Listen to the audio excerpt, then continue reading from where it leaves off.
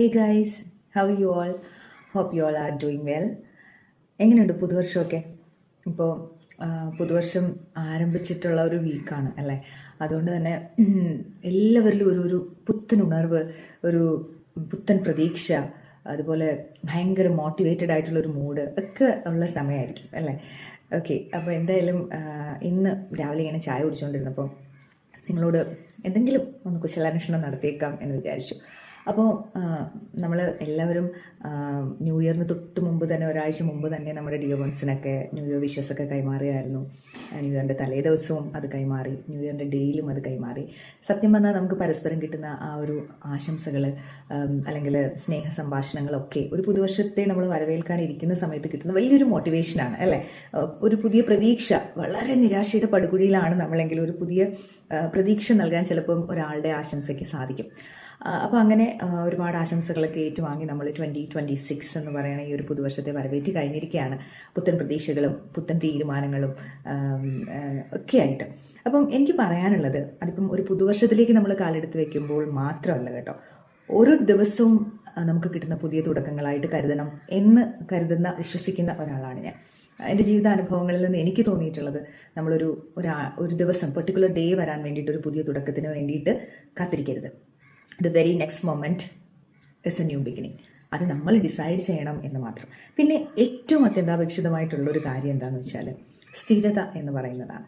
നമ്മൾ എന്താ പറയുക, ആരംഭശൂരത്വം എന്നൊക്കെ പറയും അല്ലെ, പുത്തനച്ച് പുരപ്പുറം തൂക്കും എന്നൊക്കെ നമ്മൾ പറയുന്ന പ്രയോഗങ്ങൾ ശരിക്കും പറഞ്ഞാൽ തുടക്കത്തിലുണ്ടാകുന്ന ഒരു ആവേശം, പിന്നെ ഗ്രാജുവലി ഇങ്ങനെ കെട്ടടങ്ങി പോകുന്ന ആ ഒരു എന്താ പറയുക അവസ്ഥ, അല്ലെങ്കിൽ നമ്മുടെ ആഗ്രഹങ്ങൾ ഒക്കെ വെച്ച് പുലർത്തി നമ്മൾ ചില തുടക്കങ്ങൾ ഇട്ട് വയ്ക്കുന്നു. പക്ഷേ പോകെ പോകെ അതിനോടുള്ള ഒരു ഇൻട്രസ്റ്റ് കുറയുകയും പിന്നെ ലക്ഷ്യങ്ങളൊക്കെ മറന്ന് എല്ലാം ശിഥിലമായി പോകുന്ന, സ്കാറ്റേഡായി പോകുന്ന ഒരവസ്ഥയും ഇത് പലരുടെയും ജീവിതത്തിൽ സംഭവിക്കുന്ന ഒന്നാണ്. പക്ഷേ ഒരു കാര്യം നിങ്ങൾ മനസ്സിലാക്കുക, ഏതൊരു കുഞ്ഞു കാര്യമായിക്കോട്ടെ, നമ്മൾ അതിൽ എത്രത്തോളം സ്ഥിരത നിലനിർത്തുന്നു എന്നുള്ളതാണ് അത് സക്സസ് ആവുന്നതിനുള്ള ഏറ്റവും പ്രധാനപ്പെട്ട കാര്യം. നമ്മൾ വർക്ക് ചെയ്തുകൊണ്ടിരിക്കുക, അതിൽ സ്ഥിരമായിട്ട് നമ്മളുടെ മനസ്സും ശരീരവും ആത്മാവും ഒക്കെ അർപ്പിച്ച് ആ കാര്യങ്ങളിൽ നമ്മൾ എപ്പോഴും ഒഴുകിക്കൊണ്ടിരിക്കുക. ഇത് വളരെ വളരെ ഇമ്പോർട്ടൻ്റ് ആണ്. ഈ ഒരു അവസ്ഥ മനസ്സിലാക്കിയിട്ടുള്ള ആൾക്കാരൊക്കെ തന്നെ നിങ്ങൾ ശ്രദ്ധിച്ച് നോക്കിക്കോളൂ, ലൈഫിൽ സക്സസ് ആയിട്ടുള്ളവരായിരിക്കും. ഒരിക്കലും ആ ഒരു സ്ഥിരോത്സാഹം എന്ന് പറയുന്നത് നഷ്ടപ്പെടുത്താതെ നമ്മൾ മുന്നോട്ട് കൊണ്ടുപോകണം എന്നുള്ളതാണ് ഏതൊരു വിജയത്തിൻ്റെയും അടിസ്ഥാനം. അപ്പോൾ എനിക്ക് പറയാനുള്ളത്, ഞാൻ നേരത്തെ തുടക്കത്തിൽ പറഞ്ഞ പോലെ, ന്യൂ ഇയർ ആവുന്നതിന് മുമ്പ് നമ്മളെല്ലാവരും ആശംസകളൊക്കെ കൈമാറി പല പല തീരുമാനങ്ങളൊക്കെ മനസ്സിലെടുത്തു. അങ്ങനെ ആയിരിക്കും ഇങ്ങനെ ആയിരിക്കും എന്നൊക്കെ. ഓക്കെ, നല്ലത് തന്നെ. പക്ഷേ അതിൽ സ്ഥിരത നിലനിർത്താൻ, സ്ഥിരോത്സാഹം നിലനിർത്താൻ നമ്മളെല്ലാവരും ശ്രമിക്കണം. ഞാനടക്കം, എന്നോട് കൂടി ഞാൻ പറയുന്നൊരു കാര്യമാണ് കേട്ടോ ഇത്. മനുഷ്യരാണ്, പല സാഹചര്യങ്ങൾ കൊണ്ട് നമ്മൾ പലതിൽ നിന്നും പലപ്പോഴും പിന്നോട്ട് പോയേക്കാം, മടി പിടിച്ചേക്കാം. മടി പിടിച്ചേക്കാം, നമ്മൾ ചായ തൂക്കിപ്പോയി, ചായ തണുത്തു കേട്ടോ. ഇന്ന് മധുരം കുറച്ച് ചായയാണ്.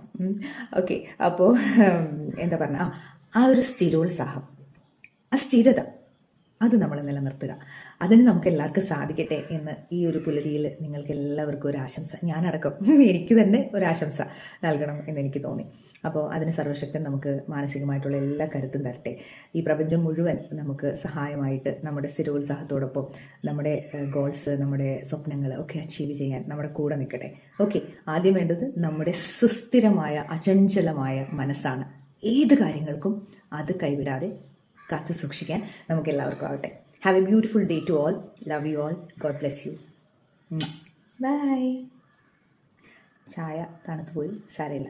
ഓക്കെ.